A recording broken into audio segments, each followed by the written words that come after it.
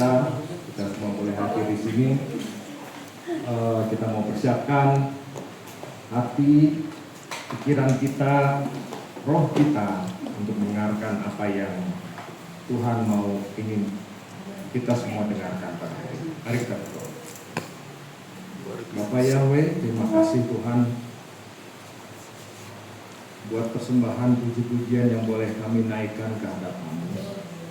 Kiranya boleh menjadi dupa yang harum segala ucapan syukur kami kepada-Mu Tuhan, karena pemeliharaan-Mu yang sempurna atas kami sepanjang minggu ini. Terima kasih Bapak.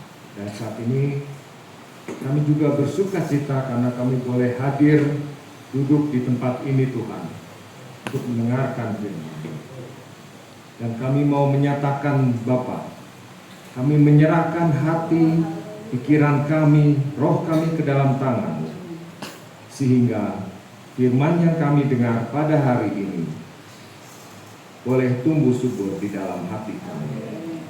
Dan kami juga menyatakan Tuhan, di dalam nama Adonai Yeshua HaMashiach, kami usir segala roh-roh jahat, segala roh kritik, segala roh debat yang tidak membangun iman kami.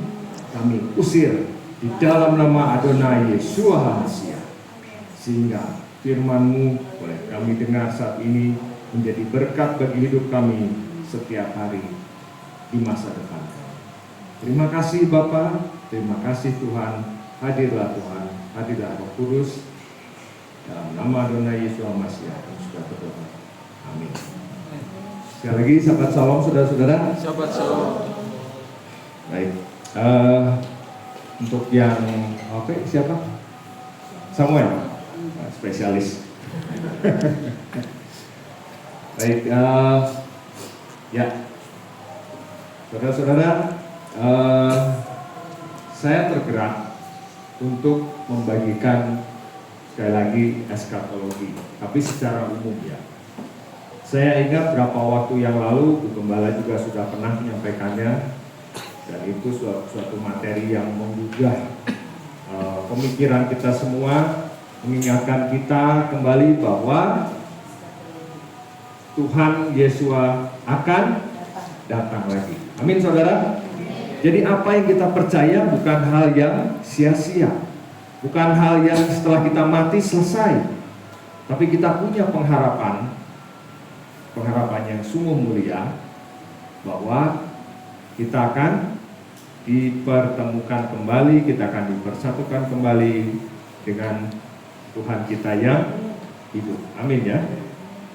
Baik saudara, sekali lagi saya ingin menyatakan bahwa saya berdiri di sini bukan tugas yang ringan ya menurut saya. Setiap kali Pak Ageng menyatakan kepada saya, Pak Bayu bisa minta tolong, karena ini tanggung jawab buat saya. Saya tidak membayar, saya tidak dibayar, tapi saya wajib untuk menyatakan daftar Elohim pada semua yang hadir di sini, sehingga semuanya mendapatkan berkat, mulai dari anak yang paling kecil, bocil di satu yang unyu-unyu semuanya itu, sampai yang udah jauh lebih senior, semuanya bisa menerimanya. Seberapapun kadarnya, jangan sampai masing-masing dari kita pulang dengan tangan kosong. Rugi kita udah datang ke sini, gak dapat apa-apa. Oke lah, kita tadi sudah mengucap syukur, tapi jangan sampai kemudian kita dengan berbangga hati pulang tanpa mendapatkan apapun. Ya saudara-saudara. Baiklah. Ini materi ini juga materi yang sebetulnya berat buat saya. Tapi saya tergerak untuk membagikannya, mengingatkan kembali, apalagi belakangan juga ada masukan dari Pak Epi, ada ngobrol dengan Pak Gem dan yang lainnya dengan Pak Yakub gitu ya. Saya tergerak gitu supaya kita semua mendapatkan pemahaman yang membangun iman kita. Tidak hanya kita mendapatkan pengetahuan untuk mendebat, menyalahkan orang lain, sama sekali tidak. Bukan itu tujuan firman Tuhan. Tapi supaya kita mendapatkan informasi yang berharga, yang bisa membangun iman kita, kualitas kita di hadapan Elohim, ya. Baiklah. Sekali lagi juga saya ingin menyatakan, kita mesti memiliki hati yang netral saat mendengarkan firman. Karena di saat itulah Tuhan benar-benar leluasa bekerja dalam hati dan pikiran kita sehingga menjadi berkat yang lebih luar biasa lagi. Jangan sampai ada yang nanti, wah saya nggak setuju, saya harus nyala nih. Wah bentar dulu, siapa yang ngedebat ini? Padahal kita semua yang ada di sini sedang hadir untuk belajar bersama-sama, ya. Baik, eskatologium dari kata eskatos atau terakhir dan ajaran atau logos.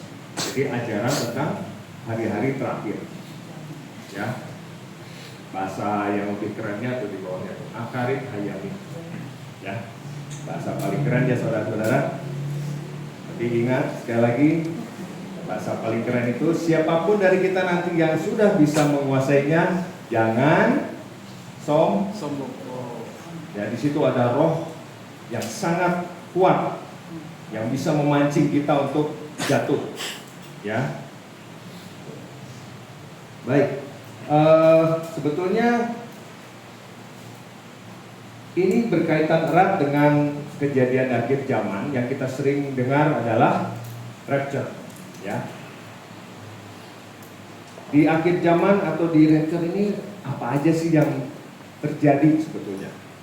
Oke, nextnya apa sih yang biasanya disebutkan, ya? Yang pertama tertulis di situ kematian dan keadaan setelahnya. Karena dalam kekristenan kita diajarkan bahwa setelah kita mati kita tidak berhenti di situ saja, ya. Kita juga tidak mengalami, kalau di kepercayaan yang lain ada yang namanya reinkarnasi. Kalau Anda hidup sebagai orang baik, maka Anda akan reinkarnasi menjadi orang lagi. Tapi kalau saat Anda hidup sekarang, Anda melakukan hal yang kurang baik, Anda turun downgrade, saudara-saudara, jadi binatang. Mari kita pikirkan, ada nggak kita semua yang benar-benar baik dalam hidup ini? Ngaku aja, ada nggak? Tidak ada, saudara. Hari ini aja sudah berapa hal yang mengecewakan Tuhan dalam hidup kita? Hari ini aja. Terus nanti kalau kita mati kita di downgrade itu jadi apa ya? Kebayang nggak kita di downgrade nanti jadi si Amang gitu? Wow. Oke. Dan keadaan setelahnya. Jadi sekali lagi di iman kita percaya saat kita mati itu kita mendapatkan keuntungan. Amin. Ya, karena hidup adalah Kristus, hidup adalah Hamasia, ya, LAI masih, dan mati adalah keuntungan, ya, gitu. Jadi saat kita mati kita diberi keuntungan untuk istirahat dulu, tinggal istirahat, nunggu kebangkitan roh dan tubuh saat Tuhan Yesus datang. Amin, ya. Langsung yang nomor kedua, kedatangan kembali Yesua. Kita percaya ini sudah dinyatakan berulang-ulang kali. Bahkan Tuhan Yesus sendiri dalam Matius yang ke-24, pasal 24 itu, dia menceritakan, di situ memang dia menceritakan keruntuhan bait suci dan Yerusalem. Tapi di dalam kesempatan itu dia juga menceritakan kembali, menegaskan kembali bahwa dia akan datang. Ya. Dia akan datang. Yang ketiga masih berhubungan kebangkitan orang mati. Jadi orang-orang mati ditulis dia akan dibangkitkan kembali dan akan mengalami yang nomor 4, penghakiman terakhir. Ya. Kemudian muncul juga istilah surga baru dan bumi baru, bukan bumi baru yang dekat sini ya. Ya, surga dan bumi baru. Jadi sebuah keadaan alam semesta yang totally new, benar-benar diperbaharui.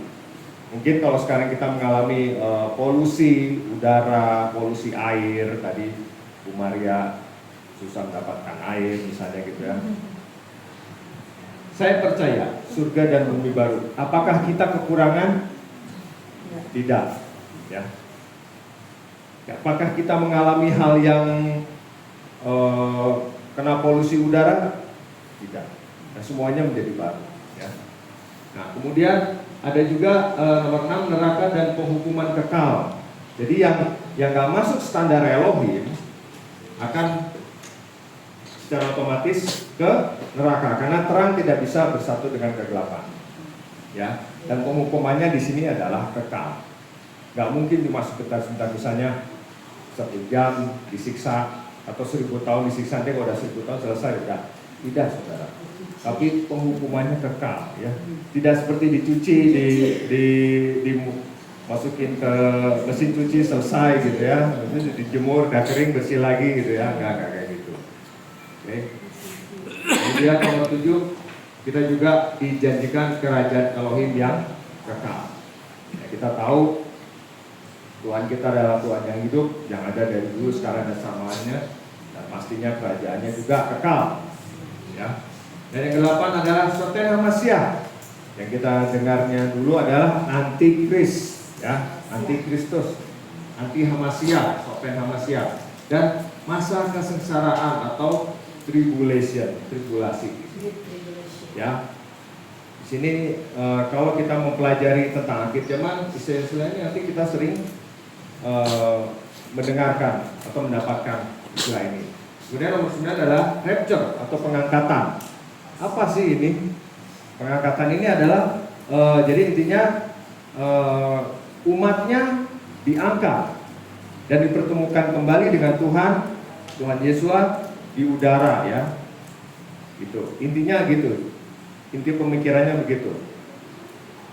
Jadi soal rapture nanti ini juga nanti ada hubungannya dengan masa kesusahan tadi. Nah, di sini nanti ada beberapa pandangan. Ada 3 perbedaan, ada 3 pandangan yang berbeda ya, yang akan kita kembali bahas sama-sama. Sebagian besar dari kita mungkin di sini sudah pernah mendengar, tapi mari kita belajar sama-sama kembali tentang rapture dan hubungannya dengan tribulasi. Dan yang terakhir adalah bagaimana dengan nasib bangsa Israel dan bangsa Goyim. Kita tahu memang masih sebagian besar bangsa Israel tidak percaya bahwa Tuhan Yesus adalah Mesias. Dialah Sang Mesias. Dialah Bapa Yahweh yang turun ke dalam dunia, menyerahkan dirinya untuk mati di kayu salib menggantikan kita. Ya, mereka tidak percaya. Mereka masih mengharapkan Mesias yang datang secara fisik dan menjadi pemimpin, pembebas secara fisik, ada, nyata, dan segala hal yang berbau roman politik lah istilahnya. Itu yang masih diharapkan oleh mereka. Gitu ya. Dan bagaimana dengan bangsa Goyim? Kita sebagai orang percaya, bangsa Goyim yang percaya, kita diberi kesempatan, kita diberi privilege untuk hidup di dalam kasih karunia-Nya. Untuk hidup dan beribadah, kita boleh pakai atribut-atribut yang dulu diajarkan di dalam kitab suci. Ini sebuah keuntungan besar buat kita. Amin, saudara. Ya, jadi inilah kira-kira 10 hal yang sering kita jumpai ketika kita mempelajari pengajaran tentang akhir zaman. Ya, baik. Pengajaran ini sendiri sebetulnya muncul sekitar tahun 1800, tepatnya 1830 di Scotland sana, gitu ya. Saya berpikir Kenapa baru sekitar tahun segitu? Ternyata sebelum tahun 1800-an, firman Tuhan yang tertulis ini masih sangat terbatas, ya. Tetapi sejak tahun dimulai di sekitar tahun 1600-1700, firman Tuhan mulai semakin banyak ditulis dalam berbagai bahasa dan semakin bebas untuk dibaca oleh siapapun juga, tidak terbatas oleh kalangan gereja yang waktu itu adalah kebanyakan gereja Katolik. Ya, jadi orang semakin bebas, semakin bisa mempelajari banyak hal dari firman yang tertulis ini. Mari kita lihat berikutnya, siapa pencetusnya. Pokok ajarannya namanya Edward Irving, dia orang Scotland, Inggris sana. Itu tahun sekian. Ini patungnya dia dibikinkan. Kalau orang dibikinin patungnya seperti ini, artinya dia orang yang berpengaruh. Ya. Akibat ajaran-ajarannya ini, ajaran barunya yang dia bawa waktu itu, dia dikeluarkan dari gereja. Kemudian dia mendirikan sendiri persaudaraan atau persekutuan gitu ya. Dan dia juga membukukan pengajaran-pengajarannya, dan bukunya ini sampai ke Amerika waktu itu. Next. Di Amerika dipopulerkan oleh John Nelson Darby, ya. Yang dia ajarkan waktu itu sebetulnya lebih ke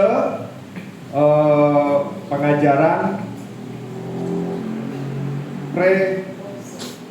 pre-tribulation, bukan Bu, yang diajarkan bahwa orang percaya tidak akan mengalami masa kesusahan, gitu, yang diajarkan. Jadi sebelum masa kesusahan itu datang, orang percaya sudah diangkat. Ya, jadi ini pengajarannya juga disebut sebagai pengajaran dispensasi lah, gitu. Jadi orang-orang percaya, orang-orang Kristen, bagi yang penganut ajaran ini mendapatkan dispensasi untuk tidak mengalami masa kesusahan. Ya, baik, mari kita ulik satu-satu ini tentang rapture ini. Nih, rapture dan tribulation apa hubungannya? Jadi ada 3 pandangan yang berhubungan dengan rapture dan tribulation, yaitu pre-tribulation, bahwa rapture terjadi sebelum masa kesusahan besar. Ya, umat Tuhan diangkat dan berjumpa dengan Tuhan Yesus di udara untuk dihindarkan dari masa kesusahan, gitu. Ya, ayat-ayat Alkitabnya ini Wahyu 3 ayat 10, kemudian Wahyu 4 ayat 1 sampai 2, dan 2 Tesalonika 2. Ya. Untuk ayat-ayatnya ya saudara-saudara, sebetulnya semua ayatnya ini bisa dipakai untuk pre-tribulation atau mid-tribulation atau post-tribulation. Jadi mirip-mirip, hanya penafsirannya yang beda-beda. Kalau itu yang mid itu apa? Mid-tribulation, bahwa rapture terjadi di tengah-tengah masa kesusahan, gitu. Umat Tuhan diangkat dan berjumpa Tuhan Yesus di udara pada saat masa kesusahan besar terjadi. Ayat yang dipakai adalah Matius 24 ayat 22. Itu perkataan Tuhan Yesus sendiri, yang dia bilang kalau waktunya tidak dipersingkat maka tidak akan ada yang bisa bertahan. Kira-kira begitu ya bunyinya ya. Dan yang terakhir di sini adalah post tribulation, yaitu bahwa rapture terjadi setelah masa kesusahan besar selesai. Jadi umat Tuhan masih tetap mengalami masa kesusahan, begitu. Umat Tuhan masih mengalami masa tribulation ini. Disitulah umat Tuhan dalam yang percaya ini dikatakan ada pemurnian di situ. Harus bisa bertahan, begitu. Harus bisa kuat, harus bisa hidup di situ. Tentu saja hidup di dalam roh, tidak bisa hidup sendiri, gitu ya. Dan sampai masa kesusahan besar itu selesai, baru umat Tuhan diangkat dan berjumpa Tuhan Yesus, ya, dan kemudian hidup untuk selama-lamanya. Gitu kira-kira. Jadi ayatnya itu sebetulnya bisa saling dipakai satu dengan yang lain. Bahkan di dalam gereja, satu gereja yang sama, di satu kehilat yang sama, itu bisa ada yang percaya yang pre-tribulation, ada yang percaya mid-tribulation, ada yang percaya post-tribulation. Begitu. Dan perdebatan ini sudah ada dari sejak munculnya pengajaran ini.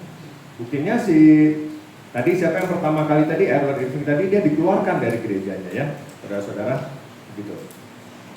Oke, ini pengajaran tentang rapture yang ada hubungannya dengan masa kesusahan besar atau tribulation. Oke, berikutnya Nah, kalau kita baca dari kitab Wahyu, kita juga akan menemukan istilah 1000 tahun, ya. Entah itu 1000 tahun masa Tuhan Yesus berkuasa, atau 1000 tahun setan diikat, dirantai, tapi istilah 1000 tahun ini muncul di situ dan menjadi hal yang menarik. Di sini juga membuat 3 pandangan yang berbeda. Ya, yang pertama adalah pre-milenial. Yang milenial di sini artinya 1000 tahun ya. Yaitu memandang yang ditulis dalam kitab Wahyu adalah dari sudut pandang masa depan, bahwa hal-hal yang mengerikan di akhir zaman belum terjadi, yang nantinya mengarah pada kedatangan kembali Yesua. Kita bisa lihat ini di Wahyu 19 ya, Wahyu 19, 20, 21. Karena panjang, kita pada intinya saja ya saudara-saudara. Dan ketika dia datang kembali, maka dia akan memerintah sebagai raja. Ya, raja di dunia selama 1000 tahun.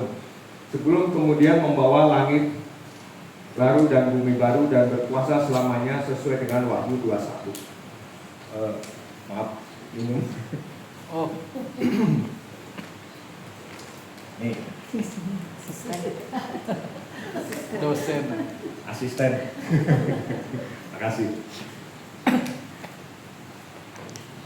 Ya, jadi sekali lagi, menurut anggapan premilenial, apa yang ditulis dalam kitab Wahyu itu belum terjadi, ya, masih membicarakan hal yang akan datang. Begitu. Kemudian berikutnya, yang berikutnya adalah post milenial, memandang bahwa yang tertulis dalam kitab Wahyu sebagian besar sudah terjadi ya, pada abad pertama, ya, dan masih sedang terjadi juga saat ini beberapa hal, gitu. Juga bahwa Tuhan Yesus saat ini sedang berkuasa secara spiritual melalui gereja-gerejanya, dan ini sedang terjadi, sudah dan sedang terjadi sejak 2000 tahun yang lalu. Meskipun dia terangkat ke surga, tapi kenyataannya dia memang berkuasa. Dan kita memang bisa melihat hal itu ya. Dia berkuasa, amin saudara-saudara. Ya, dia berkuasa. Memang secara spiritual dia berkuasa. Hampir semua kita yang di sini sudah pernah mengalami hal istimewa bersama Tuhan kita. Amin saudara. Ya. Dan pandangan ini percaya bahwa gereja secara pelan tapi pasti sedang berperang dan menang dalam menyebarkan Injil, menyebarkan kabar sukacita keselamatan dalam Tuhan Yesus Masiah. Ya, kemudian saat umatnya menang atas musuh-musuhnya, baik secara roh ataupun secara fisik, Tuhan Yesus akan datang kembali dan memerintah untuk selamanya. Istilah 1000 tahun di sini hanya figuratif atau bukanlah betul-betul masa periode selama 1000 tahun, tapi lebih bermakna kepada sebuah periode yang sangat panjang. Ya, orang kan mungkin rata-rata orang paling tua sekarang aja sekitar 115 ya, ini 1000 tahun. Masa yang sangat panjang. Ya, berikutnya. Baik, kemudian ada pandangan satu lagi, yaitu milenial, yang memandang yang tertulis dalam kitab Wahyu secara idealis sebagai gambaran umum untuk kehidupan yang semestinya dialami oleh orang Kristen, oleh orang percaya, bahwa akan ada masa susah, kadang kita susah untuk beribadah gitu ya.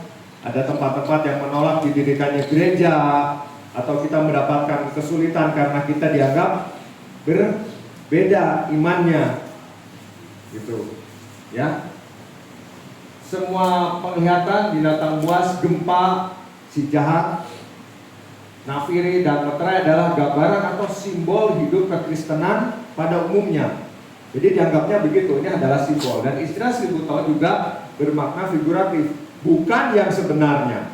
Artinya kembali lagi bahwa ditulisnya 1000 tahun di situ artinya masa yang sangat panjang, yang lama begitu. Ya. Bahwa Tuhan Yesus berkuasa secara spiritual untuk periode yang sangat panjang, bahkan selamanya. Ya, dipercaya juga bahwa orang-orang yang percaya yang sudah mati saat ini sedang berkuasa bersama-sama dengan Tuhan Yesus di surga. Ya, mungkin ini juga sebabnya ada pandangan dari beberapa denominasi yang berdoa kepada para orang kudus. Itu karena dianggapnya orang-orang kudus ini memerintah bersama Tuhan. Begitu ya. Cuma di sini tidak ada kerajaan Allah secara fisik di dunia ini, nggak ada gitu. Yang ada hanya secara spiritual. Ya. Tapi tetap percaya bahwa suatu saat Tuhan Yesus akan datang kembali ke dunia ini dan membawa langit dan bumi baru untuk berkuasa selama-lamanya. Ya saudara, ini jadi kalau secara rapture dan tribulasi ada 3. Apa aja tadi? Pre-tribulasi, mid-tribulasi, dan post-tribulasi. Kalau pandangan secara milenial, ya tentang yang ada hubungannya dengan 1000 tahun, ada pre-milenial, ada post-milenial, dan ada amilenial, begitu ya. Jadi pandangan-pandangan ini sering membuat kita saling berdebat sendiri di dalam gereja atau di dalam kekristenan gitu ya. Dan ini menjadi hal yang menurut saya menjadi bahan tertawaan bagi umat agama tetangga sebelah. Ya. Itu lihat tuh, mereka ribut sendiri. Yang satu percaya A, yang satu percaya B, mana yang benar? Gitu. Dan sekali lagi, dalam sebuah gereja, dalam sebuah sinode, dalam sebuah perkumpulan sekarang saat ini, sering terjadi adanya perbedaan tentang yang mana yang paling benar. Menurut si A yang pre, menurut si B adalah yang amilenial, begitu ya saudara-saudara. Jadi disinilah hal-hal yang harus kita perhatikan supaya apa yang kita dapatkan kita pikirkan baik-baik. Apa yang kita dapatkan dari kitab suci, yang kita dapatkan dari gembala kita, yang kita dapatkan dari pengajaran manapun yang kita percaya dari Roh Kudus, kita harus pikirkan matang-matang dengan hati kita, dengan secara dewasa, supaya tetap menjadi berkat bagi kita, bagi orang-orang di sekitar kita, bukan menjadi bahan perdebatan yang sia-sia. Ya, saudara-saudara, pengetahuan tentang akhir zaman ini juga menurut saya sangat kompleks, dan tidak jarang orang yang menguasainya kembali dikuasai oleh roh kesombongan. Saya sangat mengharapkan, saya sangat berdoa kepada Tuhan, siapapun kita yang ada di tempat ini, saat kita menerima pengetahuan, kita menerimanya dengan rendah hati. Kita menerimanya itu sebagai berkat untuk kebaikan kita semua. Bukan supaya kita lebih eksis dibandingkan yang lain, bukan supaya kita lebih dianggap dibanding yang lain. Tidak, saudara. Tapi jadikan pengetahuan ini sebagai hal yang membangun iman kita bersama. Amin saudara. Ya, perbedaan itu pasti ada. Saya sama Pak Jimmy sama nggak? Secara fisik sama nggak? Sama gantengnya Pak ya? Ganteng sama Pak. Tapi hal-hal lain banyak berbeda. Beliau lebih banyak makan asam dan garam di dunia layanan. Amin saudara. Ya. Saya kalau dikasih marga si matupang, siang malam tunggu panggilan karena kerjaan saya begitu. Dipanggil sama kantor, Pak, tiketnya sudah di email ya, tinggal berangkat besok jam sekian gitu. Ya itu salah satu sistem kerjaan saya begitu.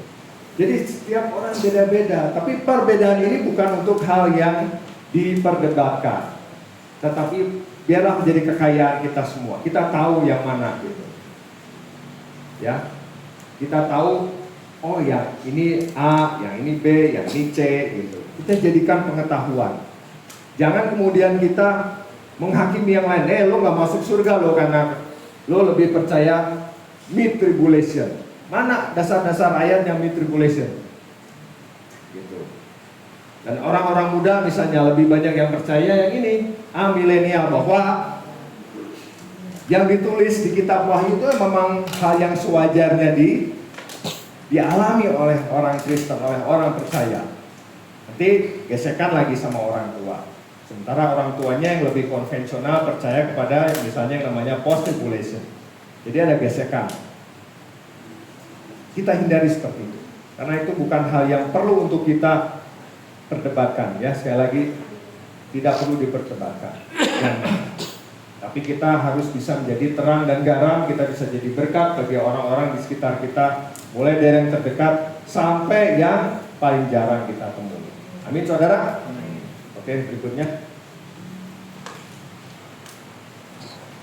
Ya. Kalau begitu, yang Tuhan ajarkan, apa ini yang ingin Tuhan sampaikan sebetulnya? Yaitu bahwa akan ada yang namanya akhir zaman. Amin saudara? Ya. Inilah tanda-tandanya. Di sini ada 6. Yang pertama, perang bangsa melawan bangsa dalam Matius 24 ayat 7, ya. Dengan adanya teknologi komunikasi saat ini, apa yang terjadi di Timur Tengah sana, dalam waktu singkat kita bisa dengar kurang dari 1 jam. Kalau dulu waktu saya masih kecil, saya ingat kalau mau ngirim berita cepat harus pakai telegram. Bukan telegram yang ada di aplikasi itu ya saudara ya. Telegram yang datang ke kantor pos ya Pak ya dulu. 1 huruf berapa Pak? Oh itu tuh. 1 huruf sekian rupiah gitu. Jadi beritanya singkat, ada yang disingkat-singkat, makanya kita nulis seperti jadi SPT gitu ya, atau KPD, YTH, seperti itu. Kita singkat-singkat gitu, ya. Tapi sekarang apa yang terjadi di belahan dunia lain dalam waktu singkat kita bisa tahu dengan cepat dengan adanya teknologi informasi, internet dan kawan-kawannya ya. Jadi waktu kuliah senang yang namanya internet. Indomie telur kornet. Mahasiswa dulu kan uangnya terbatas, jadi Indomie telur kornet itu makanan yang mewah dulu ya. Oke. Yang kedua adalah penyesat dan nabi palsu. Ya. Penyesat ini sudah ada, tiba lagi sudah ada ini penyesat ini dengan ajarannya masing-masing ya.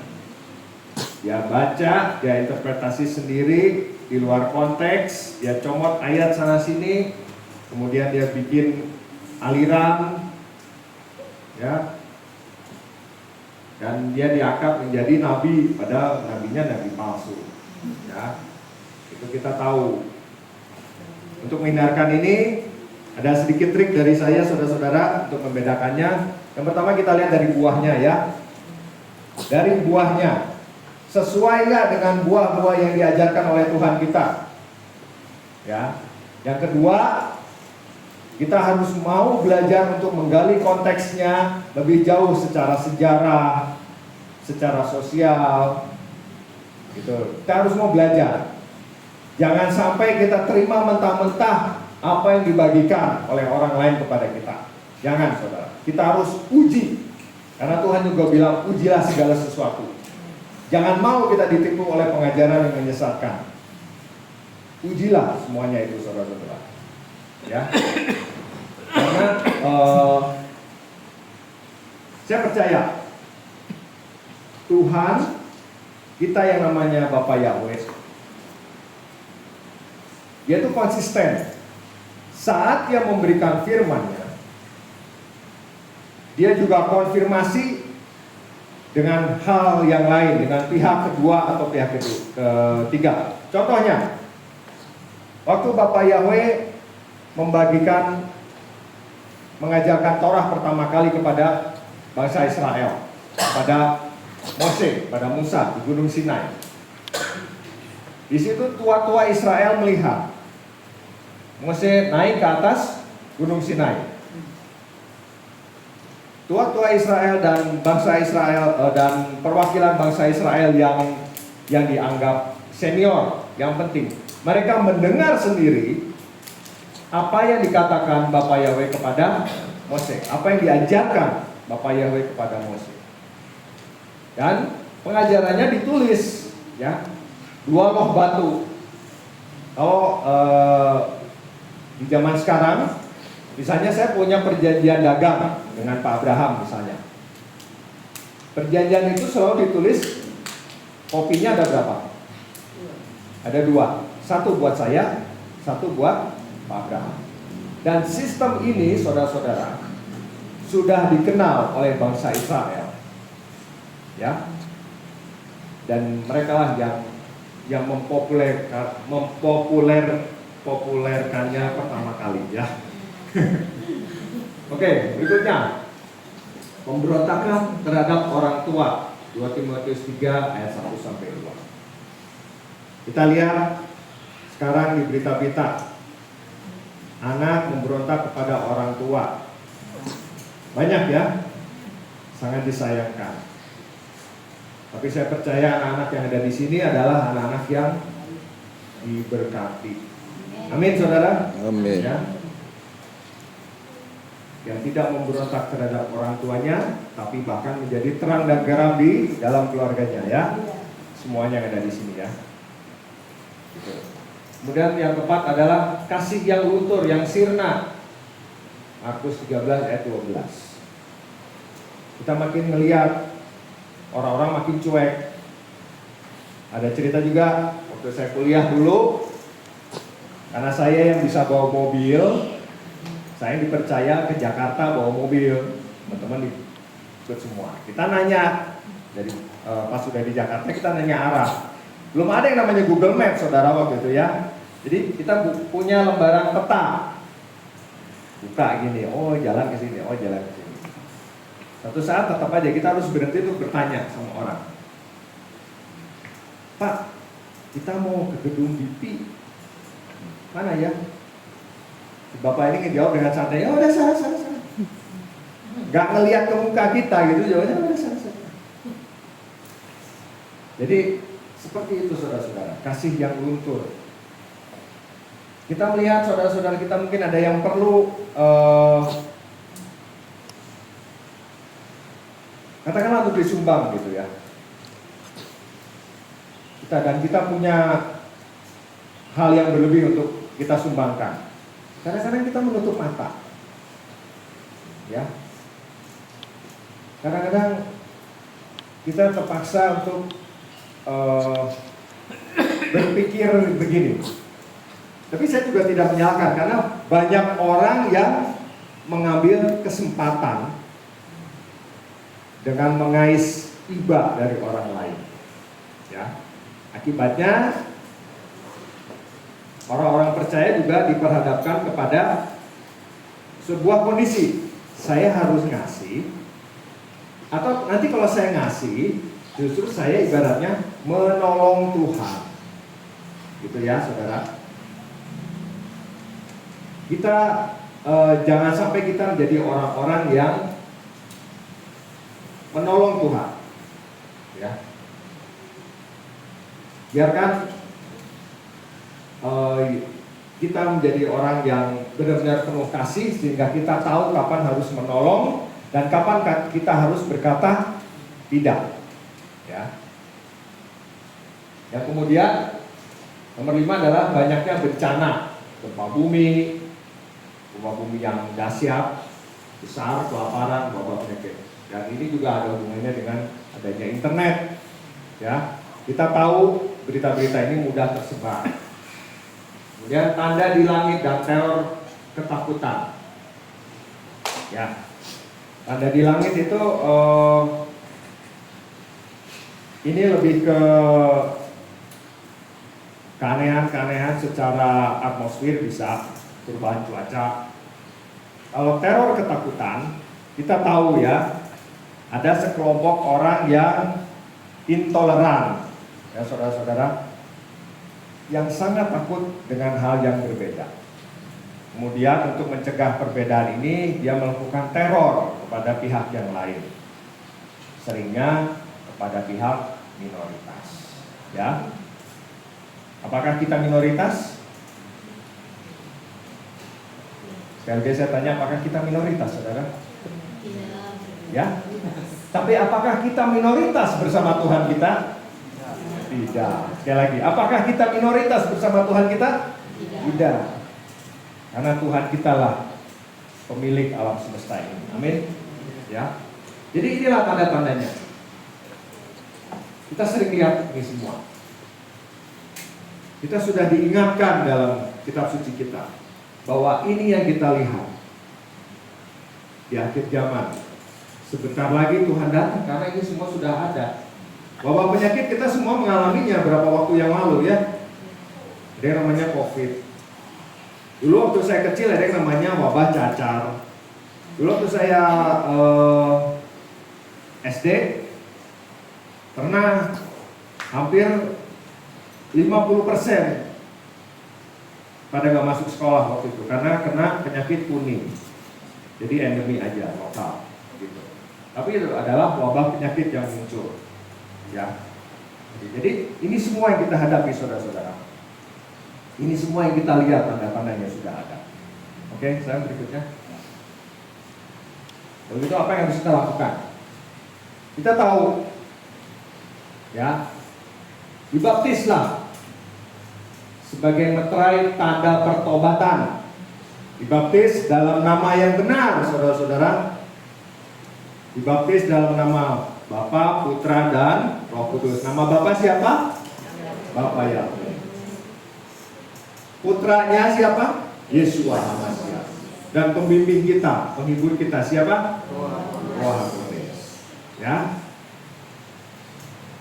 Kemudian sesudah dibaptis, kita harus pertahankan tiket yang kita punya ini. Tiket one way tiket ke Samayim ini, yaitu hidup dalam kekudusan dan kebenaran Elohim. Jika hidup ibadahmu tidak lebih baik dari orang-orang Farisi itu, kata Tuhan Yesus, maka gimana kita? Percuma, ya, sia-sia. Inilah yang kita harus lakukan. Kita harus bisa ibadah dengan benar. Kita bersyukur bisa ibadah hari Sabat, ya. Tapi kembali dengan rendah hati kita bisa menerima orang lain yang belum bisa melakukan ibadah hari Sabat, yang ibadahnya hari Minggu, yang ibadahnya hari lain. Salah nggak mereka? Tidak. Tidak ya saudara-saudara. Kita tetap berdoa supaya pada akhirnya nanti semua bisa beribadah hari Sabat. Amin. Ya. Hidup dalam kekudusan dan kebenaran sebagai bentuk siap ketika Tuhan Yesus datang kembali. Saat Dia datang, jangan sampai kita seperti mempelai yang kehabisan minyak, gadis-gadis bodoh yang kehabisan minyak, ya, nggak bawa spare minyak, nggak dicas dulu itu lampunya, gitu, nggak disiapin. Jadi waktu mempelai pria datang, waktu Tuhan Yesus datang, mereka tidak ada di tempat, masih nyari-nyari minyak, nyari-nyari pengajaran ke tempat lain. Ya. Kemudian menjaga sikap hati dan motivasi. Pelayanan itu bukan pekerjaan, melainkan panggilan spiritual. Ya, sekali lagi, apa motivasi kita dalam melayani? Mau eksis? Sekali lagi, mau dianggap lebih dari yang lain? Tinggalkan itu. Carilah dahulu kerajaan Elohim dan kebenarannya, maka semuanya itu akan ditambahkan kepadamu. Ya, jangan saya pengen melayani hari ini supaya saya dilihat lebih berwawasan. Saya pengen melayani supaya orang-orang tahu saya bisa main musik dengan baik. Tinggalkan itu, saudara-saudara. Tinggalkan. Saya percaya kumpulan kita yang masih sedikit tapi semakin bertumbuh ini, kita semakin dimurnikan dalam segala hal yang kita lakukan, terutama dalam pelayanan. Apapun yang kita bisa lakukan, lakukan. Ya.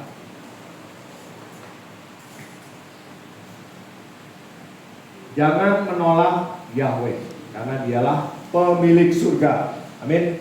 Amin. Jangan tolak dia. Ya. Jangan mengganti nama Yahweh, karena Yahweh yang melarang ini di Keluaran 20 ayat 7. Jangan kita ganti dengan nama yang lain sembarangan. Tapi kan Tuhan tahu isi hati kita. Tuhan tahu isi hati kita. Dari isi hati kita keluar kepada omongan kita. Pasti ada konsistensi. Kalau kita tidak menganggap nama yang benar, maka yang keluar juga nggak benar, saudara. Ya, jangan ganti nama dan menggantinya dengan sembarangan. Memang Tuhan mau kita sebut namanya, tapi sebutlah nama Dia yang penuh kuasa, penuh kasih itu dengan rasa hormat, dengan rasa kasih, tidak sembarangan. Dan kita juga memiliki hidup yang kita pertahankan kekudusannya. Jadi ketika kapanpun kita memanggil nama itu, Yahweh, Elohim kita dalam kondisi yang kudus, sehingga kita semakin didengar. Dengan hidup kudus, saat kita sebut namanya, Dia semakin mendengarkan. Amin, saudara. Ya, gitu. Karena Tuhan mau namanya selalu diingat, ya, tidak dilupakan. Tertulis dalam Hakim-Hakim 2 ayat yang ke-10. Gitu. Ya. Jadi inilah pengajaran itu, saudara-saudara, tentang akhir zaman, yang terutama ditulis dalam kitab Wahyu dan kitab Daniel. Ya. Tulisan-tulisan ini bisa saja bermakna macam-macam. Bisa saja sebagai simbol, penulisan simbol. Karena kitab Daniel ditulis di akhir masa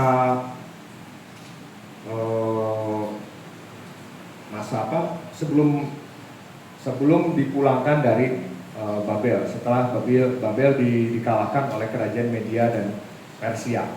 Gitu. Dia mulai menulis banyak hal di situ. Dan Yohanes juga dalam pengasingannya di Pulau Patmos, dia mengalami banyak hal, dia melihat banyak hal. Yang saya bilang dengan mengalami adalah hal-hal yang tidak masuk akal. Hampir semua ring 1 pengikut Tuhan Yesus matinya mati ngenes. Ya, saudara. Yang terakhir ini tinggal 2, Yohanes dan Thomas. Thomas dia memberitakan Injil sampai ke India. Ya. Dan Yohanes dia memberitakan Injil, ditangkap, kemudian dimasukkan ke dalam penggorengan besar. Ajaibnya, saudara, dia tidak mati. Dan ini tercatat dalam sejarah. Karena manusia merasa tidak berdaya, penguasa saat itu, penguasa Romawi merasa tidak berdaya, akhirnya dia diasingkan ke Pulau Patmos. Disitulah dia menuliskan apa yang dia lihat. Ya, saudara-saudara. Dalam bahasa tulisannya ini banyak sekali simbol, dan kita harus hati-hati dalam mengartikannya. Kecuali Tuhan Yesus sendiri yang memberitahu, seperti arti perumpamaan seorang penabur, dia kan memberitahu artinya secara langsung ya. Kita harus hati-hati. Apa yang dilihat oleh Yohanes kemudian dituliskan, juga apa yang dilihat oleh Nabi Daniel dan dituliskan, kita harus hati-hati. Jangan sembarangan memberi tafsiran, interpretasi untuk kepentingan kita sendiri, apalagi tidak boleh seperti itu, saudara-saudara. Ya, sebagai contoh begini, di kitab Wahyu tentang akhir zaman itu kita tahu ada istilah-istilah ya, misalnya istilah anak laki-laki. Dengan mudah di sini kita tahu yang disebut anak laki-laki yang dilahirkan oleh perempuan itu siapa? Tuhan Yesus. Ya. Kemudian kalau gitu perempuan itu siapa? Ibunya kah? Miriam kah? Atau orang-orang Yahudi di sini? Gitu. Jadi kita harus hati-hati. Kita harus kembali berani menggali sejarah. Ya. Sekarang dengan teknologi yang ada, internet, kita dengan mudah mencari sumber-sumber sejarah itu, saudara-saudara. Ya, seperti zaman kita masih pakai seragam abu-abu dan kuliah, kita masih harus pergi ke perpustakaan, cari sana sini. Sekarang kita tinggal ketik, tek, enter, keluar semua.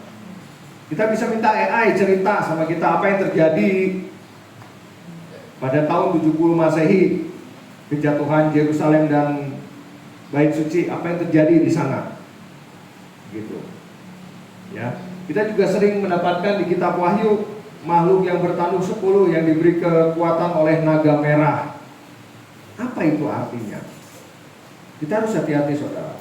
Juga ada istilah 42 bulan, ya ternyata juga ditulis 1260 hari atau 3,5 tahun atau 1 masa, 2 masa dan setengah masa, gitu, ya. Nah, ternyata dari berbagai sumber saya mendapatkan, ya, bahwa 42 bulan itu kalau menurut kalender Yahudi adalah 1260 hari atau 3,5 masa. Jadi sama saja, hanya ditulisnya secara berbeda, gitu. Terus perempuan yang lari ke padang gurun, kita tahu bangsa Israel harus dibuang ya ke Eropa, terserak kemana-mana, gitu. Ditelan bumi, ditolong oleh bumi, dan itu memang ditulis oleh Yohanes, gitu ya, menjadi diaspora, betul. Kemudian binatang laut yang berkuasa, ada binatang darat yang berkuasa, begitu. Ada 2 saksi yang dibunuh. Saksi ini dibiarkan selama 3,5 hari, tapi kemudian 2 saksi ini bisa bangkit. Saksi ini adalah pohon, digambarkan sebagai pohon zaitun dan kaki dian, yang artinya ternyata adalah orang Yahudi Kristen. Saksinya ada 2, siapa? Paulus dan Petrus. Yang mereka ditangkap dari masa penangkapan sampai masa eksekusinya selama 3,5 tahun. Jadi secara simbolis ditulis oleh Yohanes, gitu. Dan apa maksudnya mereka mati? Mereka dieksekusi. Yang satu dibelah, disalibkan secara terbalik, yang satu kepalanya dipotong, ya. Tapi mereka bangkit katanya. Apa yang bangkit? Pengajarannya. Orang makin percaya, gitu. Dan waktu itu di Roma terjadi kebakaran besar. Kenapa bisa terjadi demikian? Rakyat Roma menuduh Kaisar Nero yang melakukannya. Kaisar Nero menuduh orang-orang Kristen yang melakukannya. Tapi Yohanes menulis bahwa perkataan kedua saksi ini bisa membakar musuh-musuhnya. Artinya, saya percaya, ini apa yang saya percaya, saudara. Ada komunikasi antara Yohanes, Petrus, dan Paulus. Di saat itu bukan tidak mungkin Petrus dan Paulus berbicara atau cerita dalam surat-surat khususnya kepada Yohanes bahwa mereka berdoa kepada Tuhan dan inilah yang terjadi A, B, C, D, kebakaran dan sebagainya. Ya, bukan tidak mungkin karena mereka memang diberi kuasa untuk menyatakan hal-hal yang ajaib. Dan hal ini menakutkan orang-orang Romawi saat itu dengan dewa-dewanya, dengan segala pengetahuan paganismenya mereka. Mereka dikalahkan oleh ajaran baru yang aneh ini, ya. Dan juga perburuan terhadap keturunan yang lain. Artinya apa? Pengikut Tuhan, pengikut Rasul Paulus dan Petrus. Kita tahu secara sejarah dikejar-kejar, disiksa, diparapkan ke Maung, ke Singa gitu ya. Dan mereka tidak melawan, mereka bahkan berdoa. Dibakar hidup-hidup dan segala macam mereka terima. Juga ada istilah anak domba yang berbicara seperti naga. Ternyata siapa? Ternyata di sekitar tahun 70 Masehi keruntuhan Yerusalem ini, itu kan, jadi ceritanya ada pemberontakan orang Yahudi di area Yerusalem dan sekitarnya. Karena bait sucinya dikotorin, ada dimasukin babi, terus untuk pemujaan kepada Jupiter. Jadi marah orang-orang Yahudi, mereka memberontak. Tapi di situ juga ada kejadian ini, ada yang muncul, ada seorang rabi namanya Yohanan ben Zakkai, dia muncul sekitar tahun segitu. Dan dia pura-pura mati dan dia diselundupkan oleh murid-muridnya keluar dari kota Yerusalem. Dan akhirnya singkat cerita dia bisa ketemu dengan Kaisar Vespasian. Waktu itu dia masih jenderal Vespasian yang ditugaskan untuk menumpas pemberontakan ini. Di situ Rabi Yohanan ben Zakkai ini dia memberi semacam profetik bahwa Jenderal Vespasian akan menjadi kaisar. Dan gak lama setelah itu Kaisar Nero bunuh diri dan Senat Roma mengangkat Jenderal Vespasian menjadi kaisar. Terkesan karena hal ini dan juga terima kasih, akhirnya Rabi ini dia diberi tempat untuk mendirikan sekolah rabbinik yang baru, yang merumuskan cara ibadah Yahudi tanpa bait suci, karena bait sucinya sudah hancur. Nah, disinilah saudara-saudara yang terjadi, ya, di situ. Jadi anak domba seperti naga ini adalah